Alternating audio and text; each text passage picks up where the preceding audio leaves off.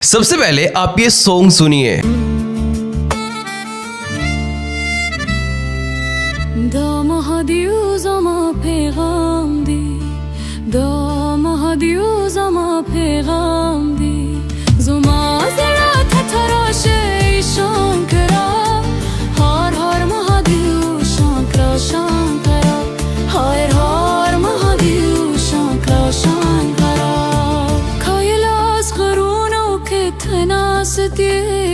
मदीती शंकु दुनिया लरये ठंगा स्ताविक तुके भेदे थरेशन फलास के शर्व जारावे दो महादेव जमा पैगाम दे दो महादेव जमा पैगाम दे जमा जरात तराशे शांकरा हर हर महादेव शांकरा शांकरा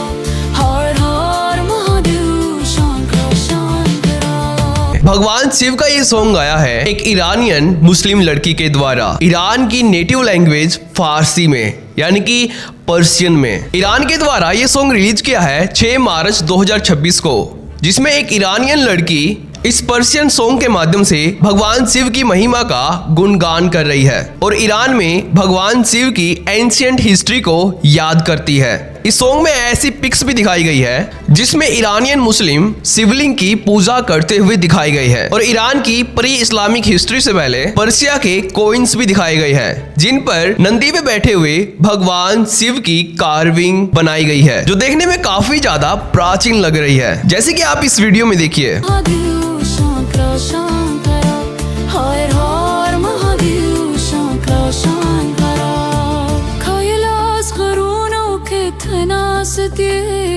मदीती शंकु दुनिया लरये ठंगा स्ताविक तुके भेदे थरेशन फलास के शर्व जारावे दो महादेव जमा पैगाम दे दो महादेव जमा पैगाम दे जमा जरात तराशे शांकरा हर हर महादेव शांकरा शांकरा हर हर महादेव शांकरा शांकरा। साथ में ही इस सॉन्ग में ईरान की सिटी बंदर अब्बास में स्थित एक एंशिएंट हिंदू टेंपल को भी दिखाया गया है और ईरान अफगानिस्तान बॉर्डर के पास मिली भगवान शिव की एक एंशिएंट मूर्ति को भी दिखाया गया है और इसके साथ ही बहुत सारे एंशिएंट हिंदू टेंपल्स को दिखाया गया है जो ईरान में इस्लामिस्ट के द्वारा डिस्ट्रॉय कर दिए गए हैं। लेकिन ये तो बस एक ट्रेलर मात्र है, ये ईरानियन सॉन्ग भी देखिए।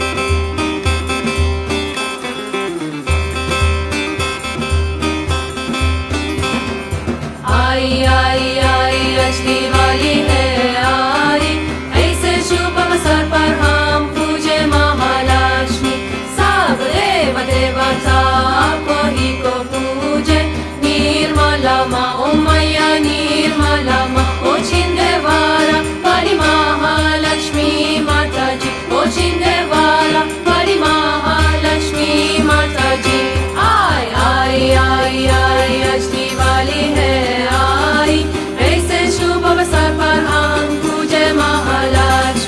जो सन 2000 में ईरानियन महिलाओं के द्वारा रिलीज किया गया था। इस सॉन्ग का ईरानियन महिलाओं ने टाइटल रखा था आई आई दिवाली आई, हम पूजा करते हैं महालक्ष्मी जी की। इस सॉन्ग में ये ईरानियन महिलाएं ईरानियन स्टाइल में माता लक्ष्मी जी की आराधना करती हुई दिखाई गई है और दिवाली मनाती हुई दिखाई गई है। लेकिन इस ईरानियन मुस्लिम लड़की के द्वारा बनाए गए इस भगवान शिव के सॉन्ग को देखकर ये प्रश्न उठता है कि एंशिएंट पर्शिया में भगवान शिव के ये कॉइन्स कौन चलाता था, यानी कि एंशिएंट पर्शिया में किस हिंदू राजा के द्वारा ये कॉइन्स चलाए जाते थे। तो पहली और तीसरी शताब्दी तक पूरे ईरान में एक हिंदू और बुद्धिस्ट किंग कुषाण एम्पायर का राज था और कुषाण एम्पायर के हिंदू किंग्स के द्वारा भगवान शिव के ये कॉइन्स चलाए जाते थे। कुषाण एम्पायर के सभी राजा सनातन वैदिक रिलीजन को फॉलो किया करते थे, जैसे कि किंग वासुदेव 1, किंग वासुदेव 2, कनिष्का 1 जो कुषाण एम्पायर के ग्रेटेस्ट किंग थे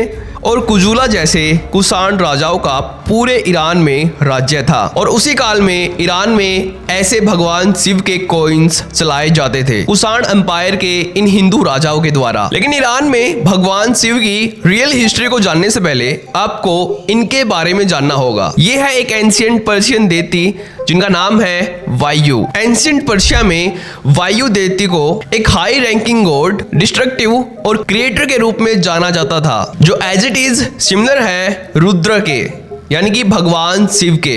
तो जब मैंने एंशिएंट पर्शियन देवती वायु के बारे में इसके विकिपीडिया पेज पर रीड किया तो तब मैं भी हैरान हो गया। यहाँ पर इनके वायु नाम का अर्थ हवा और पवन बताया गया है, यानी कि यहाँ पर ईरानियन वायु गॉड का ओरिजिन सनातन हिंदू रिलीजन ही मिला, क्योंकि एंशिएंट पर्शिया में वायु की पूजा भगवान शिव के रूप में की जाती थी और इसलिए इनके हाथ में भगवान शिव की तरह एक त्रिशूल भी है, तो इसलिए इनको भगवान शिव से रिलेट करके देखा जाता है।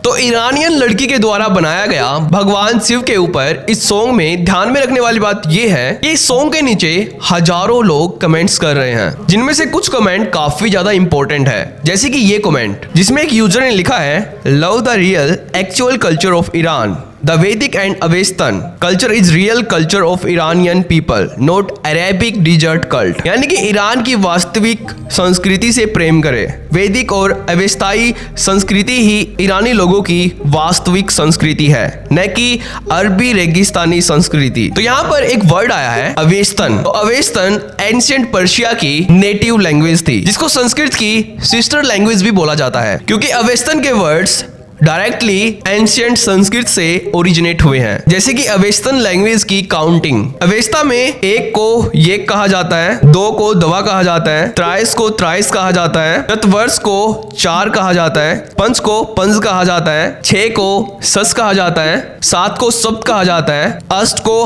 हस्त कहा जाता है, 9 को नो कहा जाता है और 10 को द कहा जाता है, जो बिल्कुल एज इट इज सिमिलर है संस्कृत लैंग्वेज की काउंटिंग के।